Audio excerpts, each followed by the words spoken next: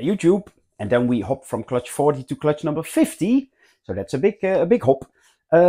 Also a sunrise clutch. So if you saw video number 40 and you are a little confused, you will become more confused about this one, because the male of this clutch is a sunrise amelanistic Tessera head striped, and the female is an amber lavender Motley striped head amelanistic. So she has nothing to do with sunrise at all. We do have a lot of morphs. We have sunrise, we have Amel, we have Tessera, we have striped, we have Motley, we have Hypo, we have caramel, and we have lavender. So we have 8 morphs in total. Not all visual, luckily. That would make it even more difficult. So this is a really cool clutch genetically, to get maybe a pair or 1.2 or something off. But color-wise, there are also some strange finds. So sunrise is doing strange things. Let's go look at them. So, this should be easy. For my Dutch followers, WK is wildkleur. For my English followers, that means normal, but yeah, wild type basically in Dutch.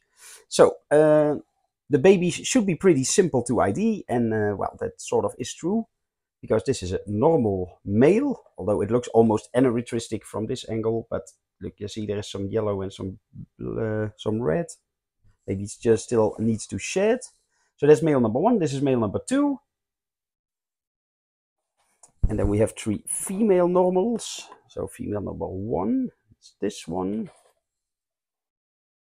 And of course, well, these will all be head sunrise, amelanistic, hypo, caramel, lavender, and either motley or striped. This is female number 2, by the way, and female number 3. So even just for normals, there's a lot going on, of course. But well, the mystery part I will show you later. This is a motley striped. So genetically, it is a 1 motley and 1 striped copy, but it looks like a motley, of course. But the father is a head striped and the mom is a motley striped. So this must be a motley striped. It's a male. Then we have a Tessera male. And also 3 Tessera females. This is number 1. Number 2. And number 3. If you want Tessera in the mix, then definitely grab one of these as well, if you want to make nice combos with Tessera. We have a female striped. Then we will add some Tessera in the mix again. So this is a female Tessera Motley striped. And there are 4 females even in total. So a lot of females. Female number 1. Female number 2. It's darker, but still needs to shed. Female number 3. And again, these look striped, but they are genetically a Tessera Motley striped. So yeah, don't confuse them. And we have an active female number 4. Then we have Tessera with striped, because a Tessera stripe looks like this. So basically it starts off striped and then you get totally petalless. So this is a male number 1 Tessera striped. Male number 2. Female number 1. And female number 2.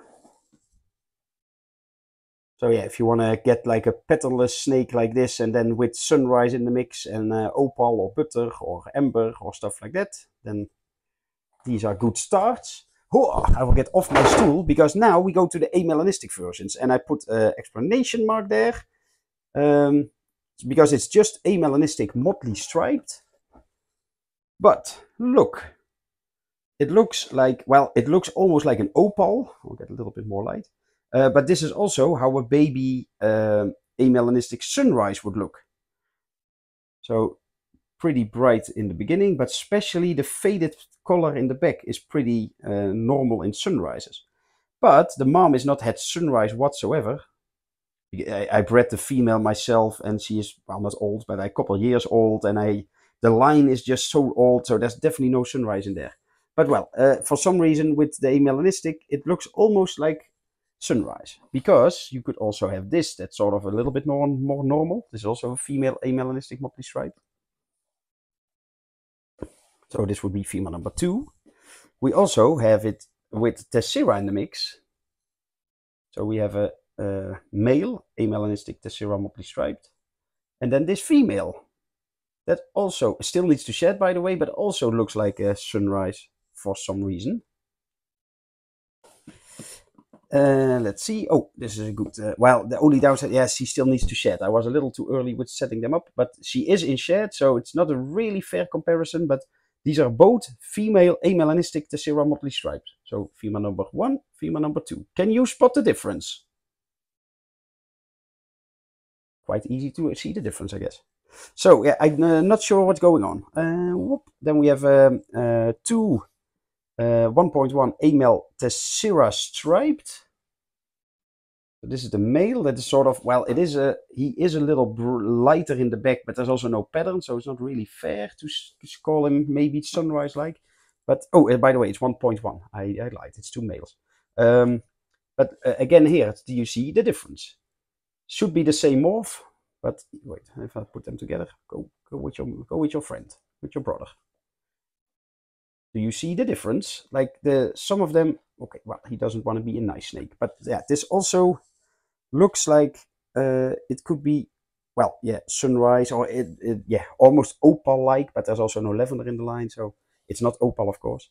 So genetically, it should be an amelanistic Tessera Striped, but I think there's more going on. Let's talk about it.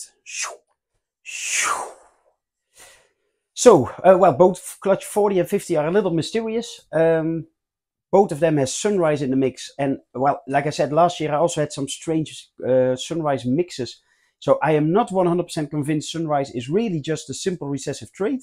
It really seems like it can pop up with some other combinations or something, but I don't know the details yet, so yeah, maybe it is simple recessive, maybe both these clutches just look strange because of one has mimosa and the other. It could be that the female that I have for like 8 years or something, that she is by accident had sunrise, but it is a really small chance, of course. So maybe something like that is going on. Maybe sunrise is not as simple as we think. Also, all the strange sunrise animals I made, they all are visually also amelanistic. That also seems to be a little strange. There are no real normal sunrises at the moment. I'm working on making those, but yeah, it will be at least another year, or maybe, so yeah, 2024 at the earliest, maybe 2025. But yeah, sunrise is complex, I think. It's not as simple recessive would be. They do make really cool snakes. But yeah, I wish it was a little easier to get how it all works. This year I did put like a sunrise to head sunrise, and that seems to work normally about 50-50. And I put head sunrise to head sunrise. The clutch still needs to shed, but it's with orange striped and ultramel buff striped and stuff. So it's a cool clutch. Oh, but also the clutch with the sunrise butter striped you saw before. So sometimes it seems that it works, but sometimes it's really strange. So if you have any insight about sunrise, then comment below, please, or send me a message, and then we will talk about it. See you in the next video. Bye bye.